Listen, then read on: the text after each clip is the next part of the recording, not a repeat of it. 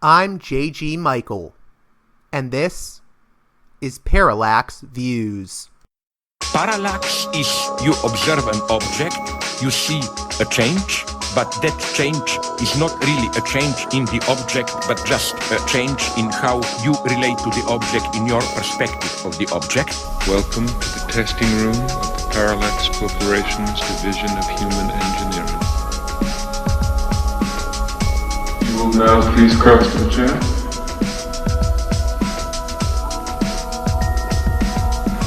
And you will sit down.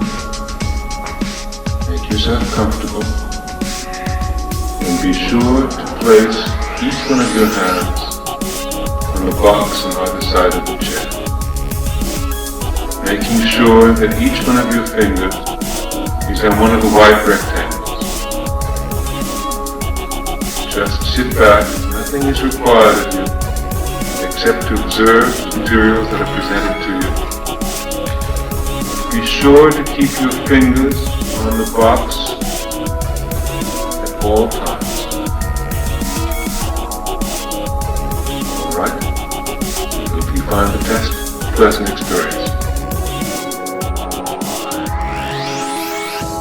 On this edition of Parallax Views, you'll hear part 2 of my conversation with the controversial ex-Satanist turned Buddhist practitioner, Nikolas Schreck. In part 1 of our conversation, we discussed Nikolas's amazing book, now out in a new German edition, The Satanic Screen, an illustrated guide to the devil in cinema. In part 2 of the conversation, we shift gears slightly from the horrors of the devil to the horrors of living in Los Angeles, city of demons. Kidding. I love you folks in California. That said, we will be discussing Nikolas's many adventures in Hollywood. Or perhaps, more apropos, we should call it his adventures in Horrorwood, as Nikolas spent a great deal of time with many of yesteryear's horror icons, including Barbara Steele, Mario Bava's witchy Italian horror classic, Black Sunday, Robert Bloch, the man whose novel about homicidal mama's boy Norman Bates, which would be turned into the legendary Alfred Hitchcock proto-slasher, Psycho, the abominable Dr. Phibes himself, Vincent Price, the criminally underrated arthouse beatnik horror filmmaker, Curtis Harrington, and the British thespian Sir Christopher Lee, who revived the character of Bram Stoker's iconic vampire, Dracula, in many a 60s and 70s horror film, striking terror into the hearts of filmgoers worldwide. In addition, we discuss Nikolas's most notorious musical project, Radio Werewolf, and that band's appearance in the 80s cult black comedy, Mortuary Academy, starring the comedy duo of Paul Bartel and Warhol Factory superstar, Mary Woronov. If you're a fan of old school horror cinema, you're not going to want to miss this episode. Particularly the discussions of Curtis Harrington, as I said, one of the most underrated filmmakers within the genre. His film, Night Tide, starring Dennis Hopper, is a true classic. And of course, the legendary Sir Christopher Lee, who Nikolas actually collaborated with. So you're going to get details and insights into Lee's personality that have not often been spoken of, including the clearing up of some real misconceptions about this amazingly talented icon of the silver screen. And so, without further ado, Parallax Views proudly presents to you the second part of a 3-part epic conversation with Nikolas Schreck. So, I want to pivot into your work in the band Radio Werewolf and sort of your adventures in Hollywood. So, how did you... could you describe for my listeners what Radio Werewolf was? I could try. You sort of had to experience it to get it, and it was a very mutable and flexible phenomenon. But to get to the essence of it, Radio Werewolf started It actually began in 1981. The genesis of the idea goes that far back. But we actually formed it in 1984 when I returned from a spiritual pilgrimage to Egypt, where I had a vision of using music and sound as a magical ritual and as a force. And when I came back to America, it was the second term of the Reagan era, and the Satanic Panic hadn't quite taken off completely. But forming Radio Werewolf at that time, the initial impetus for it was to do a magical ritual disguised as a rock band. And the original idea, although it developed and changed based on the reaction, as with any artistic production, you have an idea and then you put it out into the world and the thing changes as it interacts with the public. The original idea was to take the cliche of an idea that was already starting to form of the occult influence of music, backward masking, all of these cliches that Christians believed rock music was doing, and to embody them, to become them, to take on the stigma of all of these cliches and be that completely, to push it to the hilt. And of course, it was done in the early period with a great deal of conscious black humor and even self-parody, which went over the heads of many people at the time. So that was the initial concept of Radio Werewolf. We presented our concerts as Radio Werewolf youth rallies, and there was a fascistic, cult-like ambience to the concerts that actually became very dangerous. And as I've said in many other interviews before, it was like The Sorcerer's Apprentice or Frankenstein's monster. It was an experiment that was created that got out of control, partially because in the social matrix of the Satanic Panic forming and in the Reagan era where you had this Christian repression, it in some ways it couldn't have been the best time to do Radio Werewolf, but it was also the worst time, because in Los Angeles, where it began as a local phenomenon, it then created its own cult, and then it created the fear that a cult causes. So that's a basic description of how it began. And then it went through many different phases. The initial phase was from 1984 to 1988, and that phase concluded actually again 30 years ago yesterday, which when we're recording this is August 9th, but on August 8th, 88, this satanic rally in San Francisco called 8888, which has taken on legendary proportions.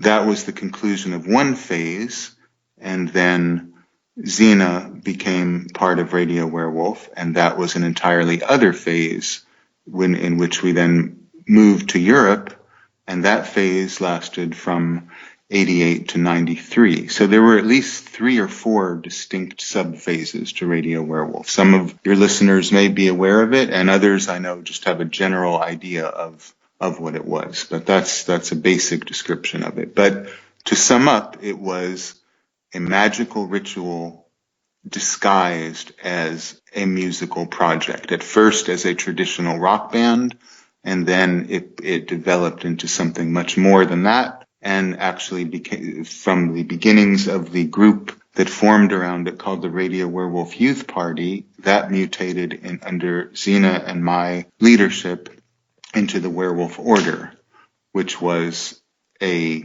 initiatory body and society beyond Radio Werewolf.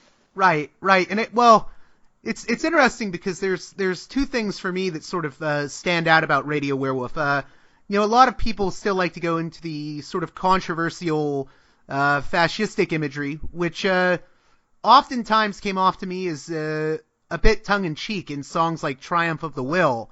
And then the other aspect is the almost the famous Monsters of Filmland influence, which I see most on display, and I think is best summed up through your appearance in a sort of Police Academy knockoff starring the comedy duo Paul Bartel and Mary Woronov called Mortuary Academy. Could you tell us a little bit about Mortuary Academy? Right. Well, to the first point is, yes, there was this weird dichotomy of, and it was directly influenced by Forrest J. Ackerman, the editor and creator of Famous Monsters, who I knew personally, that whole 60s monster mania feel to the early 84 to 88 Radio Werewolf, and the cult-like fascistic iconography. And then the song you mentioned, Triumph of the Will, which many idiots look at as a 100% unambiguous Nazi propaganda song. If they listened to the lyrics and the delivery, they would see the irony of it. But the thing is, I never interpreted these things. I let people interpret them the way they wanted to. And if they misinterpreted it wildly, I didn't mind. I let them believe what they want to believe. And that's why I don't tend to correct these misimpressions particularly, though I've communicated it a little more clearly. But so Mortuary Academy, and I spoke about this in an interview to Dangerous Minds not too long ago. Mortuary Academy definitely was like the epitome of the Famous Monsters horror part of Radio Werewolf. And the way we were cast for it was interesting. We did an interview for the LA music magazine Music Connection in 1987, and the script for Mortuary Academy that, as you said, is Paul Bartel and Mary Woronov, who had done Eating Raoul. Mary Woronov came from the Andy Warhol circle. They had already written the script in which there was supposed to be this. And we were known at that time. It isn't something we called ourselves, but the right-wing commentator Wally George dubbed us the most evil band in the world. And of course, that was the point. We played that image up to the hilt. And they had written a script in this black comedy in which the most evil band in the world is killed in a car accident, and then this corrupt mortuary brings them back to life as sort of animatronic beings. And the amazing thing was, the director, when he approached us to hire, we were the fictional band that he created, except he didn't have a name for it. So there are jokes in the script that existed even before he knew what Radio Werewolf was, where he was saying they could have been the house band at Dachau and that kind of thing. So it fit the image of Radio Werewolf completely, and he was amazed that he didn't have to create a fictional band, that it actually existed. An interesting thing is the day we began filming Mortuary Academy, we were given a dressing room for the car crash scene. And you can find it online, I believe, to this day.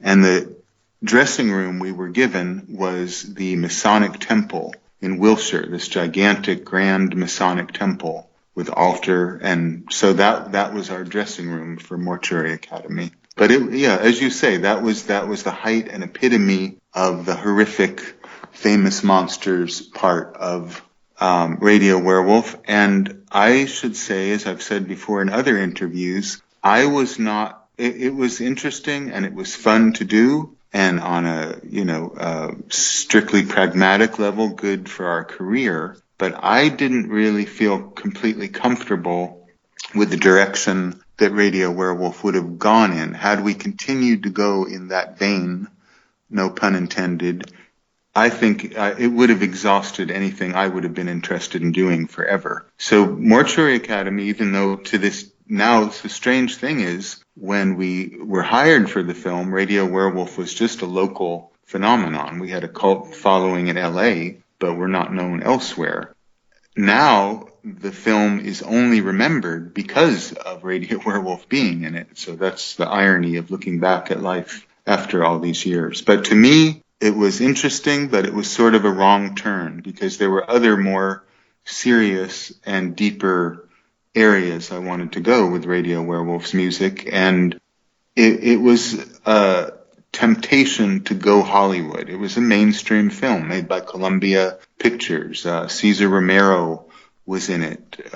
It was a step where we could have sold out to Hollywood, and I was not comfortable with doing that. I had other deeper artistic aspirations than that. So I've always said that what happened is Marilyn Manson took my act of 1986 and made a career out of that. And had I not moved away from that direction, that's probably what would have happened, which is a trap I would not have wanted to go into, because what I'm doing with my work musically is much broader than that. That was just one facet of it. But it was an interesting experience, and it was, as we've talked about earlier, I saw the machinations of Hollywood and how tempting it could be to go in that direction, and I made a deliberate decision personally to not go in that direction because of Mortuary Academy. And I think through Mortuary Academy, you had some dealings with Mary Woronov, who goes back to the she was part of the Warhol factory, and I think you met some figures in Hollywood that you would later work with through her, correct? No, that's actually not true. I did meet Mary Woronov and got to know her reasonably well on the set. And actually, what I talked to Mary Woronov, because I have never been a great admirer of Andy Warhol, and I actually think me neither. Yeah, I think his whole postmodern, ironic shallowness pretty much fucked up Western art gravely. I see him as a dead end for art. So, but I was interested in Mary Woronov as a cultural figure. But what I ended up talking with her on the set, and she invited Radio Werewolf to her art gallery, and I got to know her a bit socially. What I talked to her about was Nico, who she knew in the Velvet Underground days, because Nico has always been a great musical influence and heroine, no pun intended, of mine. And so she told me anecdotes about working with Nico and knowing her in the 60s. So that was, but she didn't really introduce me to anyone if you're talking about the whole horror world of Hollywood, that was something I had been involved in since I was a teenager through an organization that probably very few people remember now, called the Count Dracula Society, which was run by this very eccentric vampire aficionado named Dr. Donald A. Reed. And he was sort of a fulcrum for the horror world long before the word Gothic existed. Whatever the genesis of it was in the people around him. And there was an old beatnik named Bongo Wolf who had known Dr. Reed for decades. And Bongo Wolf had worked with P.J. Proby, if you remember who he was, the singer who was kind of like a poor man's Elvis in England. He was a bongo player, Bongo Wolf, and he became a part of Radio Werewolf. He walked around Hollywood since the 50s wearing werewolf fangs and a noose around his neck, and had the manner almost of like a TV horror host, but he lived that way 24 hours a day. That was one of the characters that I knew from the old school Hollywood horror world. And I know you've mentioned to me, also I want to apologize for getting that bit wrong about Mary Woronov, but you mentioned to me in prior conversation that you were sort of mentored in a way, I guess, by Robert Bloch, who famously wrote Psycho. Yeah, I met Robert Bloch at a book writers convention that it's too complicated to get into. But I had also met several people who pushed me into different directions in my life at this LA book fair in 1976. When I was a teenager, I met Timothy Leary there, who I got to know later under circumstances I've explained in other of my work. That would take us in too wild a digression. But Robert Bloch was one of the first serious authors who looked at some of my writing and was encouraging and gave me practical tips about the business side of writing and how to edit a manuscript, and took an interest in my creative writing at a very early time. So yeah, he was a kind of mentor to me. Though in retrospect, I have to admit, I'm not a great admirer of his writing anymore when I look at it, but he was very helpful to me in teaching me how to edit your own writing and how to deal with the practical side of shepherding a manuscript to production and especially having the discipline to sit down and write and finish, not to talk about what you're doing, but to actually do it. That was a lesson that Robert Bach taught me. And he's the author of Psycho, Yours Truly, Jack the Ripper, many horror short stories and many horror films. And there were two other figures I wanted to mention before we get into the horror figures that you've worked professionally with. I know you've talked about having some personal encounters with Vincent Price and Barbara Steele of Black Sunday, another movie mentioned in The Satanic Screen. Yeah, very, very important film, Black Sunday by Mario Bava. I get into it in detail because Black Sunday in 1960, when it came out, this Italian horror film that was sort of capitalizing on the success of the British Hammer films a few years earlier, Barbara Steele's performance, which is called The Mask of Satan in Italy, so it's more thought of as a satanic film in Europe than it is under the name Black Sunday. Barbara Steele created the archetype of the satanic, diabolical witch, which was a mainstay in the horror films of the 60s and 70s. She really was the essence and embodiment of that. So, to begin with her, Barbara Steele I met through the director Curtis Harrington, who Zena and I befriended in the mid-90s, and was also very much a mentor to both of us in different ways. Curtis Harrington, rather underrated but cult horror director, whose own mentor, interestingly, had been James Whale, the director of Frankenstein, and Bride of Frankenstein, The Old Dark House, etc. And Curtis Harrington, told us about what he learned from James Whale, and Curtis Harrington sort of continued the lineage of being a mentor to Zena and myself. But Barbara Steele had been a friend of Curtis Harrington's, and Curtis would hold these salons in the almost 19th century style. He would hold these formal salons in his Hollywood home that was decorated in 1920s style and filled with symbolist and pre-Raphaelite art. And he would hold these very civilized soirees for eccentrics and weirdos like us, but also many people from the horror field in Hollywood. And so we got to know Barbara Steele there and continued to know her. And actually, even there, she was married to James Poe, a screenwriter who wrote They Shoot Horses, Don't They? And James Poe was a friend of J. Sebrings. So all these things in my life. It all goes together. Back to Manson. It always does. I mean, the devil and Manson are the themes that things keep returning to. So in speaking to Barbara Steele, I asked her about her marriage to James Poe, but just to show you how these karmic connections in my life and everybody's life keep rising in unexpected way, James Poe was one of the people who, after the murder of Sharon Tate and J. Sebring and Frykowski, etc., went back to J. Sebring's house to remove pornographic films and pictures from J. Sebring's closet before the cops could get there, at a time when Steve McQueen was arranging the removal of drugs from J. Sebring's house before the police got there. So all of these things connect. And Curtis Harrington, the host of these parties where Barbara Steele was at, was a good friend of Polanski. So the connections never stop.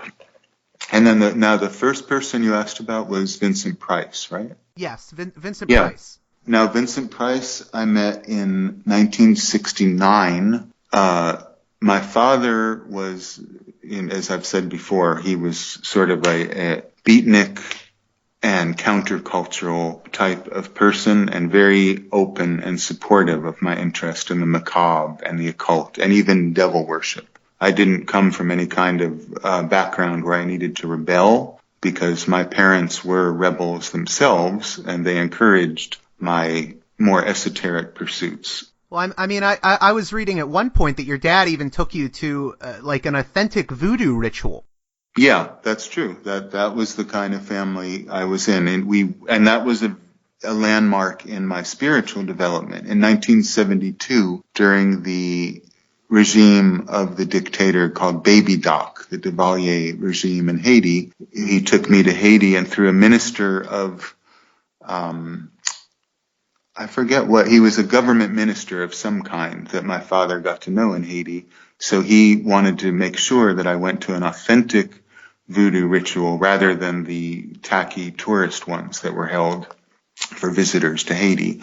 And I can't even get into all that. But that experience was crucial, and I think that was 1972, in showing me that the gods are real, that magic is real, that human beings are indeed, can be possessed by spirits. I witnessed it, and seeing Haiti, a modern republic ruled by voodoo, basically the government ruled by magic and voodoo, the Tutamaku, the secret police of Haiti, dressed as the voodoo god Baron Samedi, the god of death.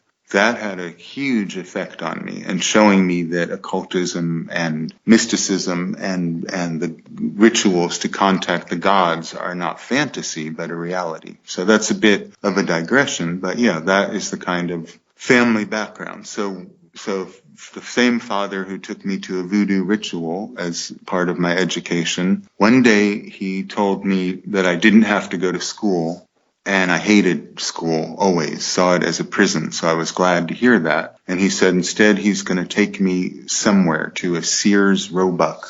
And we went to it, and he brings me into a room without telling me where I was going. And in 1969, Vincent Price was at the top of my pantheon of idols, as it was true for many boys in the whole Monster Mania period of the late 60s. And so Vincent Price was sitting there and welcomed me, and, very friendly and cordial. My father introduced me to him, and that was the first time I got to know him. And then in the 70s, I met him again at a performance of Diversions and Delights, which was a one-man show that he did about Oscar Wilde in San Francisco, and socialized him with a bit there. And then the third time I met him at the 100th birthday party held for Boris Karloff at the Academy of Motion Pictures Arts and Sciences. I think that must have been 1988. So that was the last time I saw him. But I never worked with him professionally. I just got to know him on that minor social level. But Vincent Price, as anyone could guess, was a major influence and inspiration to me, for sure. Right. And even, there's even legends surrounding Vincent Price and his role in The Abominable Dr. Phibes. There's this whole rumor that Phibes was inspired by Anton LaVey. Maybe that could be another urban legend. No. Again, like Rosemary's Baby, it's putting the cart before the hearse, so to speak. What it was is that, of course, Anton LaVey worked in a film in 1975 with the director of The Abominable Dr. Phibes, which was made in 1970, I believe. And this film called The Devil's Reign, this is the only film where he actually appeared in the film and was hired as technical director, only major film, not Rosemary's Baby. Robert Fuest, the director who also had directed many of the Avengers TV series, hired LaVey in 1975 to be in this mediocre drive-in horror film that was John Travolta's first performance, The Devil's Reign. Also starring William Shatner and Ernest Borgnine.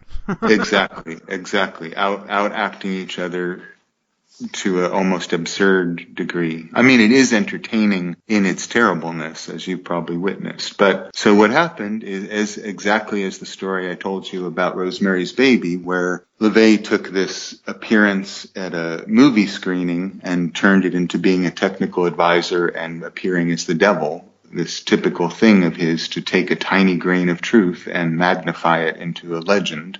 He retroactively, because the character Vincent Price plays in The Abominable Dr. Phibes is named Anton Phibes, he said, Robert Fuest was influenced by me and he created this character based on me. There's absolutely no proof that that's true, and he had no dealings with him whatsoever. I mean, not until 1975, long after the film was made. So that was, again, a retroactive feathering of his cap. Right. And it's interesting because I was mentioning the two people that you've worked with that I really wanted to get into, and I know we're going a little bit over time. That's fine. We can take time. There's so many nooks and crannies of this epic that happens inevitably. Well, I wanted to talk about Curtis Harrington because people do not realize that Curtis Harrington is I saw his movie Night Tide, which was an early Dennis Hopper movie. It's one of the most brilliant, sort of artsy horror films that I've ever seen. And I just wanted you to talk a bit about who Curtis Harrington was and why he's so important in your work with him. Right. Well, Night Tide is a film that had a great influence on me, and also Zena, who I'm sure can explain from her own perspective. She even saw Night Tide as a kind of metaphor about her own life, being raised in a kind of carnivalesque freak show as an attraction. But she will explain that in another context, I'm sure. But Night Tide is still a brilliant film, and it's probably Curtis's most potent and fully realized work. And it was part of a weird and not completely even recognized yet genre of almost beatnik horror that was very brief. And like I mentioned, this character Bongo Wolf, who was a beatnik who became the bongo player for Radio Werewolf, he was part of this beatnik horror aficionado world of the 1950s. It's a subculture that was like proto-goth, but with a more beatnik, rebellious, ironic tone. It reminds me of the Roger Corman movie. I'm thinking of Bucket of Blood. Bucket of Blood, exactly. With the great Dick Miller. Exactly. Underrated character actor. Yeah, Bucket of Blood would be a great double feature with Curtis Harrington's first mainstream film, Night Tide, because they show that it's the beatnik horror genre. It's an underexplored aspect of the macabre.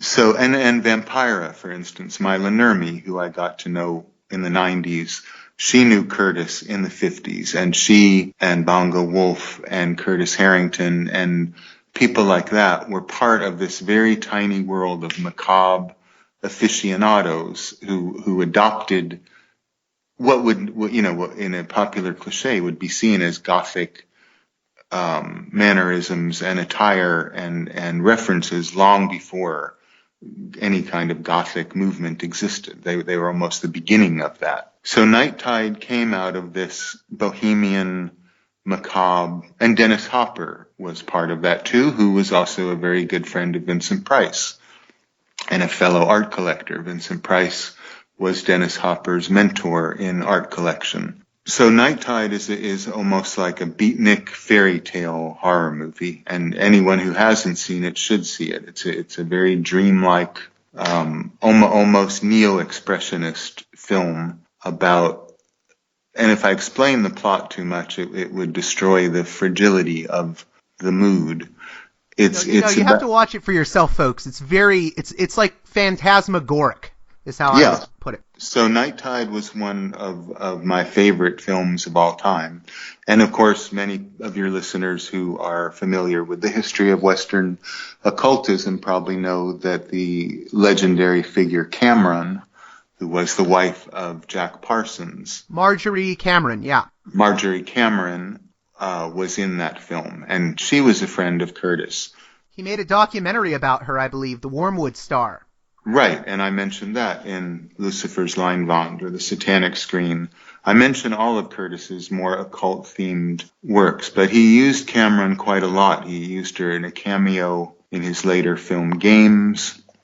Yeah, but Curtis was one of the people in Hollywood that I had a genuine rapport with. And really, I mean, obviously I haven't lived there for 20 years for a reason. For the most part, Los Angeles is a narcissistic cesspool of competing egos and psychopaths, all out to stab each other in the back on their way to some imagined road to stardom. It's a hell realm, Los Angeles. But Curtis was this old world, cultured, bohemian figure, from another era. And so we had a great rapport with him, and we ended up working on his last film, his very first film that he made as a teenager in the 1940s was The Fall of the House of Usher. And he was a great Poe fanatic, Curtis. And in this early film, which is still extant and which we saw at the Munich Film Festival, where we were invited by Curtis shortly before his death, he showed this childhood work that he made as a teenager in which he played the dual role of Roderick Usher and Madeline Usher as I think he was 14 or 15, something like that. And then the last film he made, he filmed it in 1999 when we still lived in Los Angeles, was just called Usher. And again, in his old age, he played Roderick Usher and Madeline Usher. And he cast Zena as a lesbian poet who was part of the social circle of the Ushers. And in a way, the film Usher is really about Curtis. If you've ever seen it, it's filmed in his home where he had these soirees and salons that I referred to. And it captures his life and his personality. It is the essence of Curtis, his final film, Usher, which was eventually completed in 2002 with funding by Roger Corman, who was a friend of Curtis and who had, of course, made the most famous Usher version with Vincent Price. So all these things connect.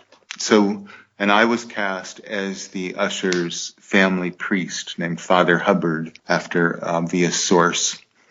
And so Zena and I we had the honor and privilege of working with Curtis on that film, and the cinematographer was the late Gary Graver, who had worked with Orson Welles, but also on the side had filmed a lot of grade Z horror movies. So Curtis was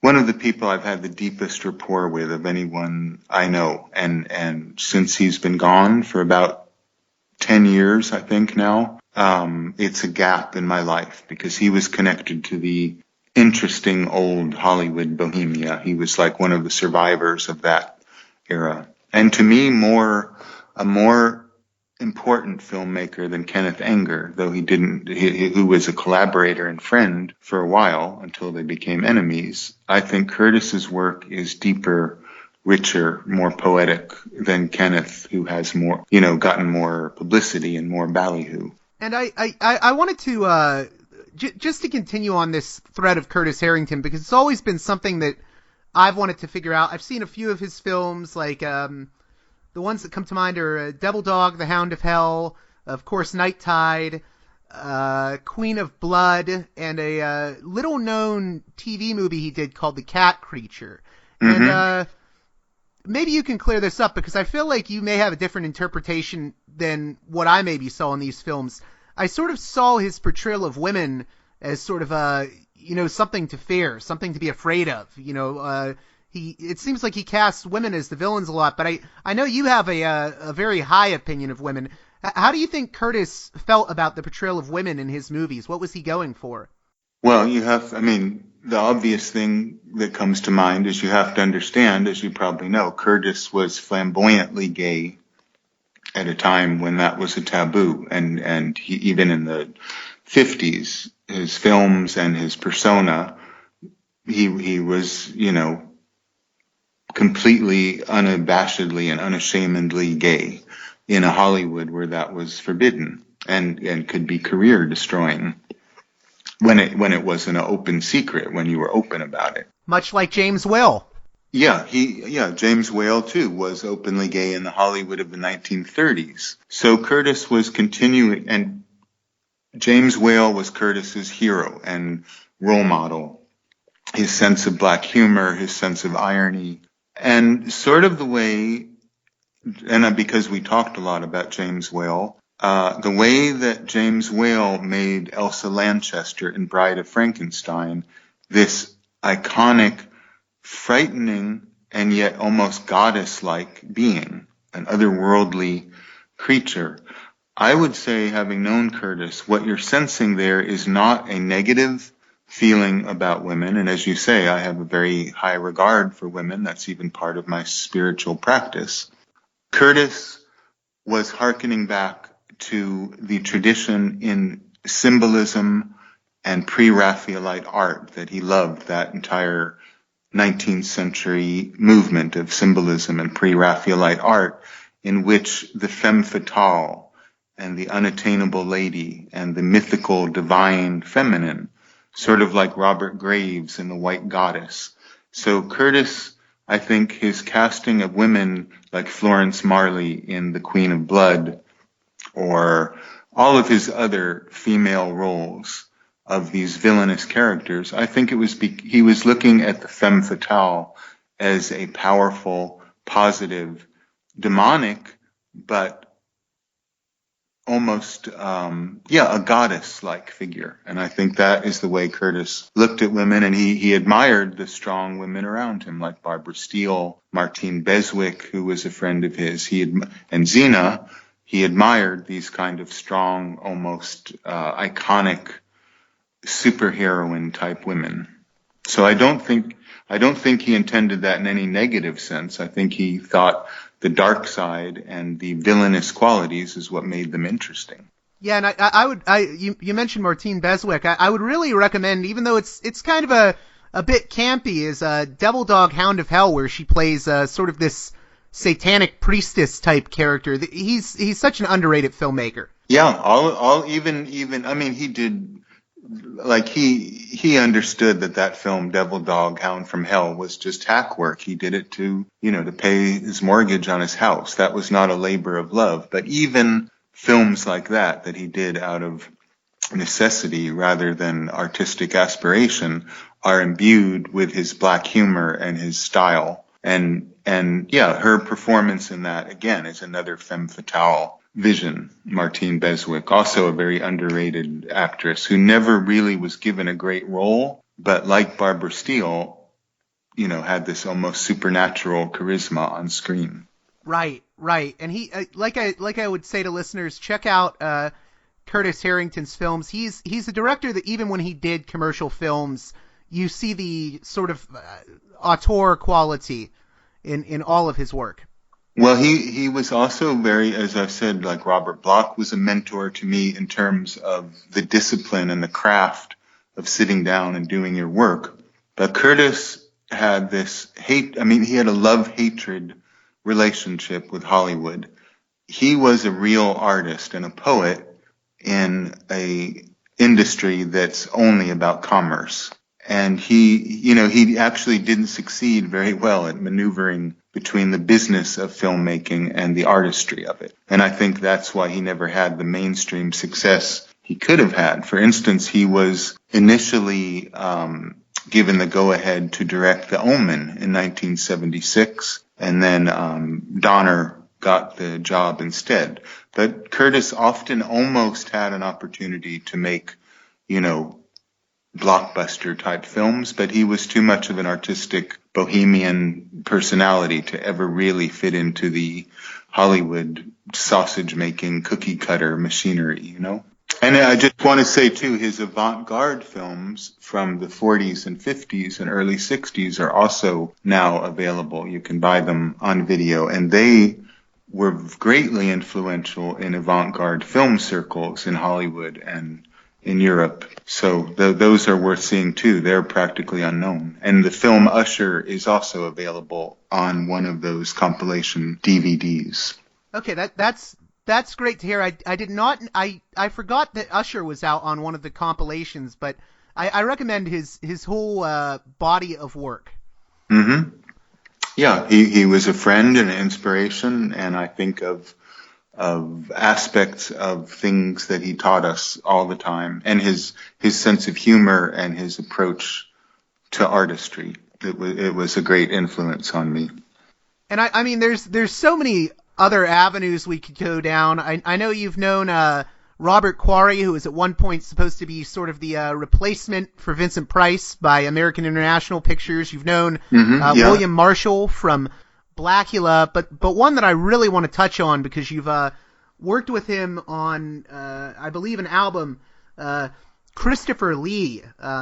The album you worked on him with was Christopher Lee Sings Devils, Rogues, and Other Villains. Mm-hmm. Well, Christopher Lee I had first met in, I believe it was 1978. I'm pretty sure that was the year when The Wicker Man, if you've seen that film, where he plays one of my favorites. I think that's Summer Isle. Exactly, where he, for people who haven't seen it, he plays the chieftain of a pagan island. And it didn't get any proper distribution in America, and so Christopher Lee flew to Los Angeles to premiere the film. And again, I was introduced to him briefly by this character I mentioned before, Dr. Donald A. Reed, who was the head of the Count Dracula Society, which you can look up online and figure out how this all connects to the Hollywood horror world. And he had known Lee since the 60s, when Lee had first come to America to appear in an episode of the Alfred Hitchcock show called The Satanist, in which Lee played a European actor who was also a devil worshiper. So that was the first time he came to America, and that he stayed with Robert Bloch, who was the author of that episode of the Alfred Hitchcock show. So Lee had met Dr. Donald Reed, and Reed introduced me to Lee very briefly at this premiere of The Wicker Man. In the 90s, I contacted him because I had started my own record label, Wolfslayer, in Los Angeles. And I knew that Lee, his main aspiration in life had been to be an opera singer. He had only sort of accidentally wandered into acting, and his passion was opera. And privately, we would talk about Wagner all the time. And opera and classical music is really what he lived for. And so I reminded him of our brief meeting, and we had a rapport, and he invited me to his home in London. And I discussed this project with him of doing an album of him singing and performing various melodramatic, villainous characters from opera and musical comedy that were his two passions. So together we devised the set list, so to speak, out of many, many songs we considered. And then we started rehearsing it in London and recorded it at Crossroads of the World, which is a very interesting historic studio in Hollywood, landmark studio from the 1940s. And now that was the first time Lee ever recorded a proper LP of him singing. And the interesting thing was, this was in the period after the Radio Werewolf ritual had ended. I deliberately wanted to do something completely in another field. So this was getting into classical music and even country and western. He sings country and western songs on the album. We had a full pipe organ playing with the great classical organist Robert Israel played the organ, and Lee sang to that. So I wanted to do something completely different than Radio Werewolf, getting back to my own theatrical roots, perhaps, sort of beginning where I began. And so that was the genesis of that project. But Christopher also graciously agreed to narrate the tour. Zena and I operated a kind of satanic tourist attraction in Hollywood at 666 Hollywood Boulevard in the mid-90s. And was that the Hollywood Hell House or Hell House of Hell House? Hell House of Hollywood, which, kind of like Radio Werewolf, was a deliberate magical ritual that had a particular goal in mind, which we achieved, disguised as a Hollywood tourist attraction. But in fact, it was also a magical operation. So we had wax figures of all of the most notorious figures in Hollywood history. And Christopher agreed to narrate the tour for that. So his voice guided people into the wax museum that we had at Hell House of Hollywood. And then the third project that unfortunately did not come to pass, which was we both really wanted to do this, is I wrote a screenplay about the life of Bram Stoker, in which Christopher had agreed to take on the part of Sir Henry Irving. Do you know that at all, or maybe your listeners wouldn't know? No, if you could get into that a little bit. I know he had... Well, before we get into that, a lot of people claim that Christopher Lee, like, he hated Dracula because he always was playing Dracula in these Hammer movies. My understanding was that Christopher Lee actually had a deep veneration for Bram Stoker's Dracula and all kinds of literature like that, and he was more annoyed with how, as the Hammer films kept going on, they got farther and farther away from the original vision of Stoker. Yeah, that's very astute, and that's exactly right. Now, I saw him become very testy and annoyed if people only associated him with what he would call that role, but you're exactly right.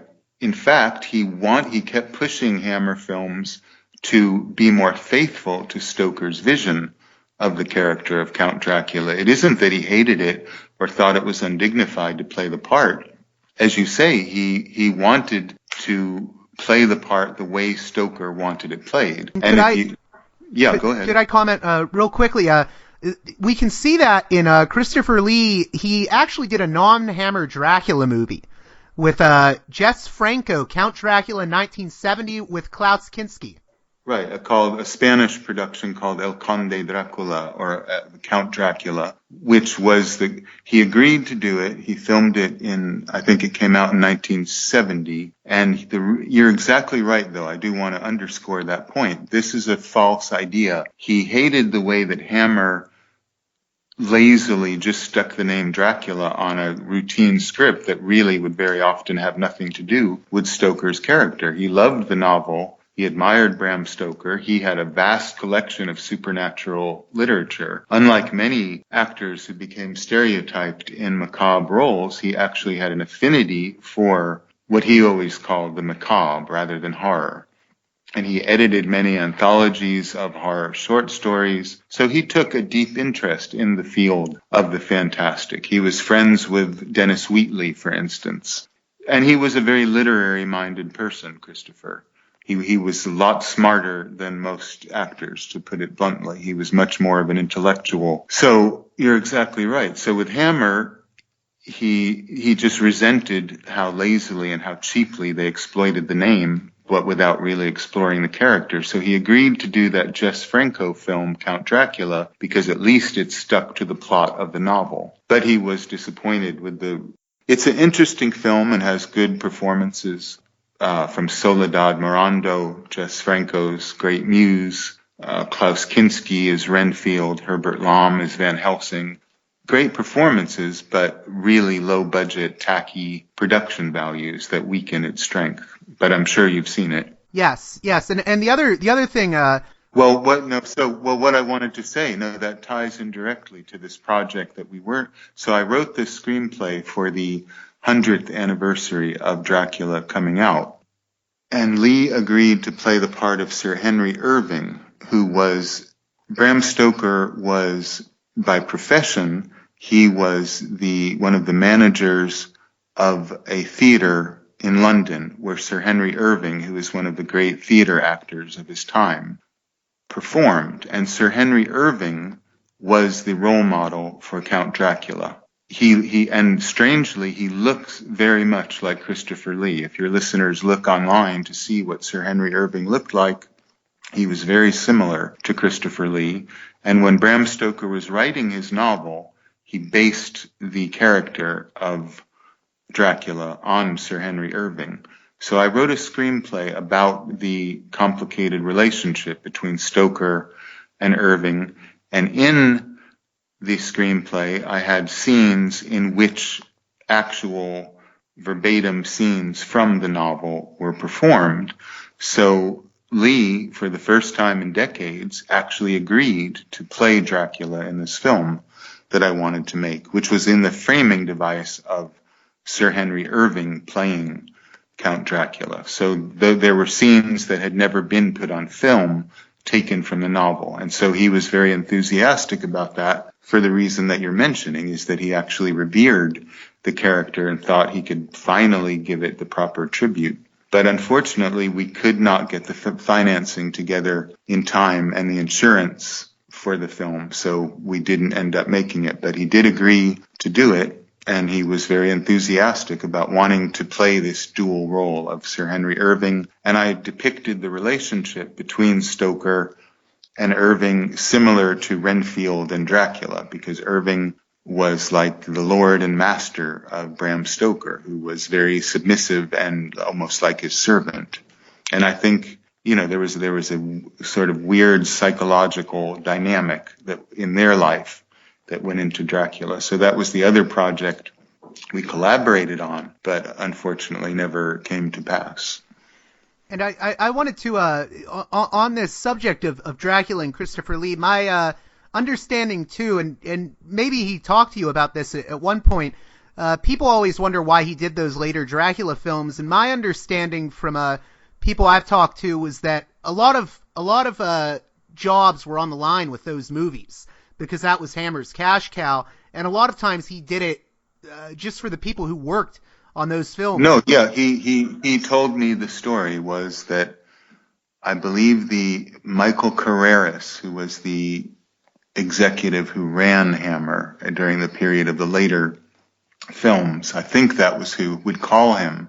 And Lee would, after Dracula Prince of Darkness in 1965, he was very dissatisfied with the way Dracula was portrayed in that, practically, not given any lines of dialogue, barely used really, although it's an effective film. He wasn't happy with that film, and he was increasingly unhappy with each one that came up. So by the time of the sequel to that one, which was 1968's Dracula Has Risen from the Grave, the producer of Hammer called him, this is what Lee told me, and would say, Lee would say, look, for no amount of money am I going to be in another of these films unless you stick to the script and make it a real character and actually develop the character of Dracula. He's not just going to stand around hissing and wearing red contact lenses, which is what he complained was all he had to do. There was really no theatrical challenge anymore. And the producer said, but if you don't do it, Christopher, the makeup people will be out of work. The secretaries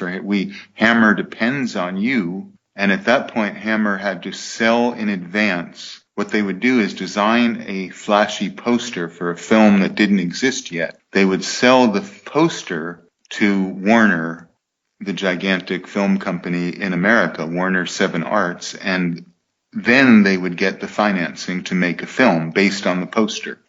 And of course, if it didn't say Christopher Lee as Dracula, they wouldn't get enough money. So basically, Christopher said that they kept basically blackmailing him, or extorting him rather. You have to play the part or these people will lose their job, which was true to a certain extent. So yeah, he did it with increasing lack of enthusiasm, and of course the films got worse and worse, though his performances are good, and there are interesting artistic touches here and there, even in the later ones. So that's why he was eager and enthusiastic to play Dracula in his old age. He was in his 70s when I knew him well and was working with him on that, to play Dracula as the old man with a mustache that he is portrayed by Stoker.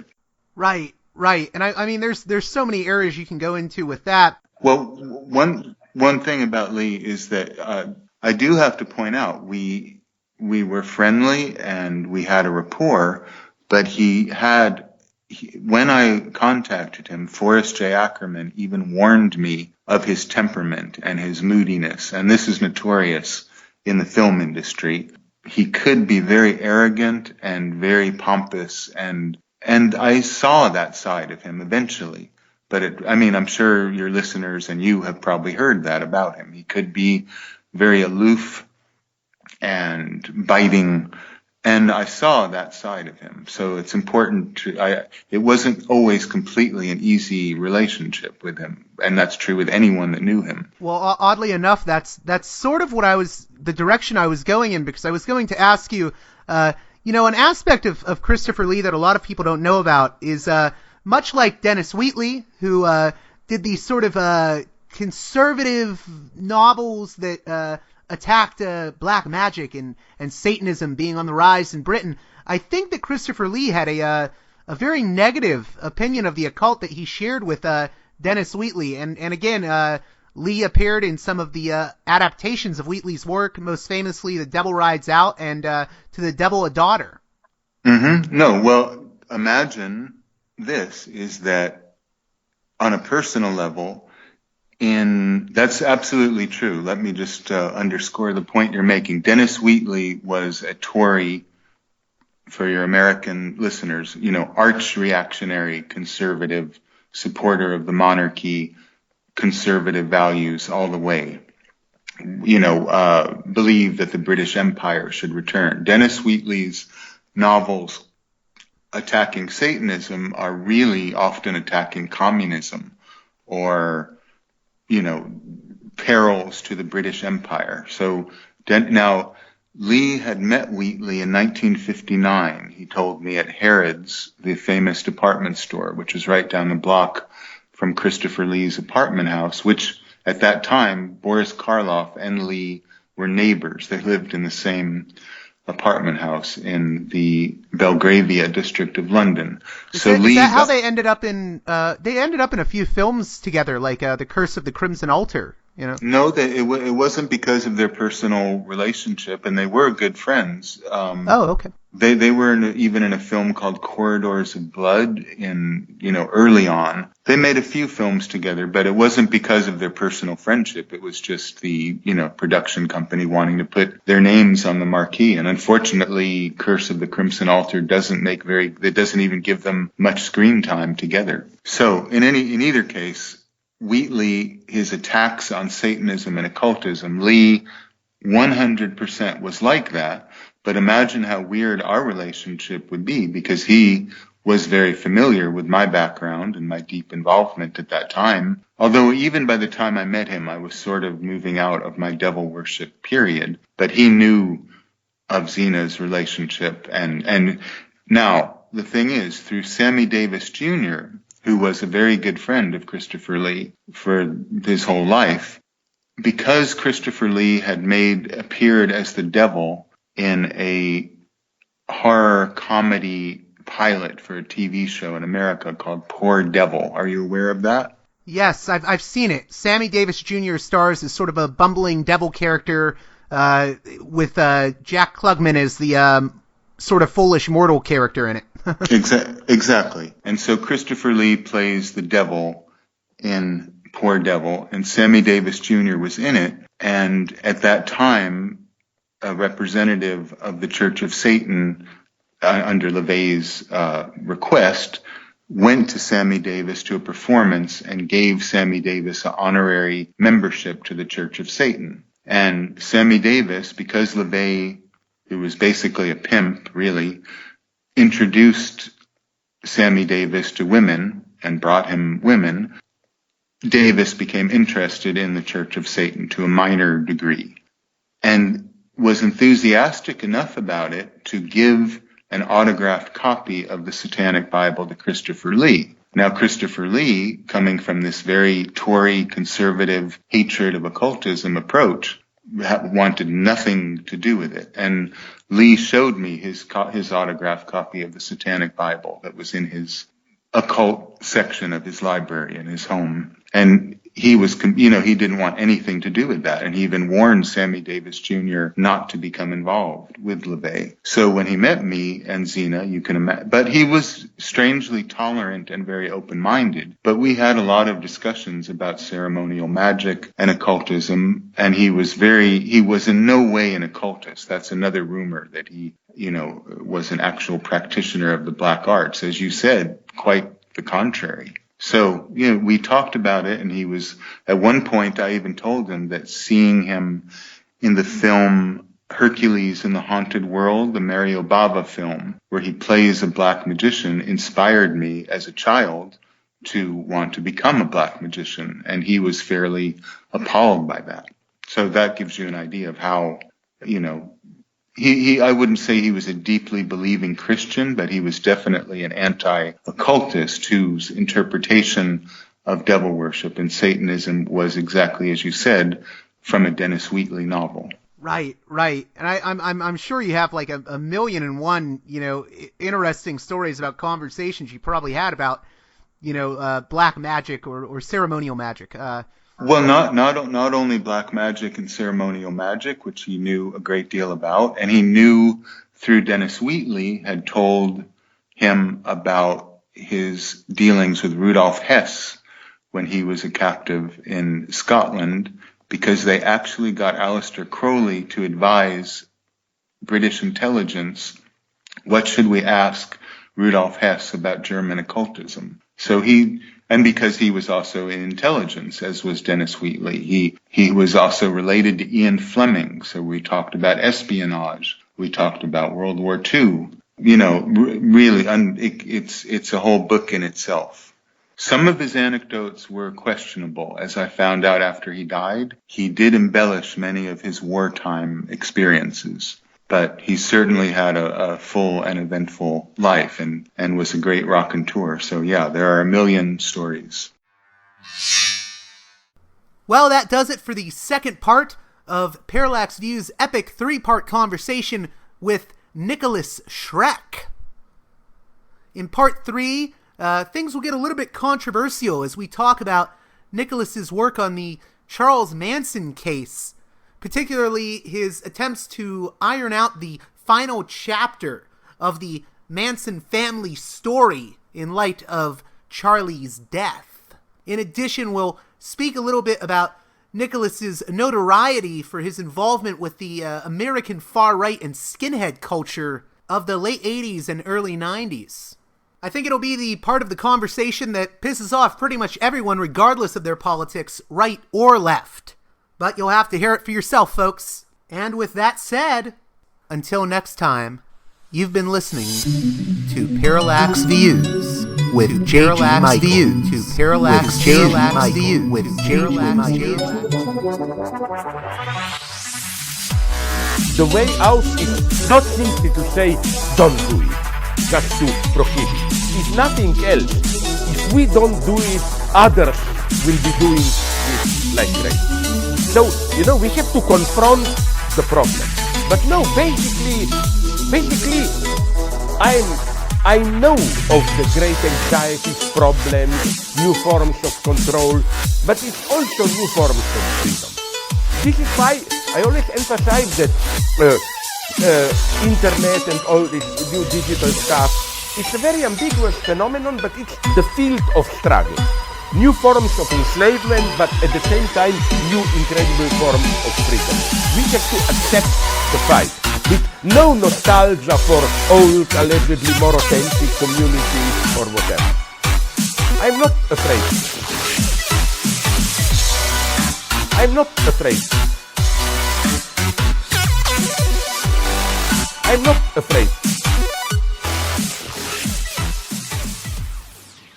I'm not afraid.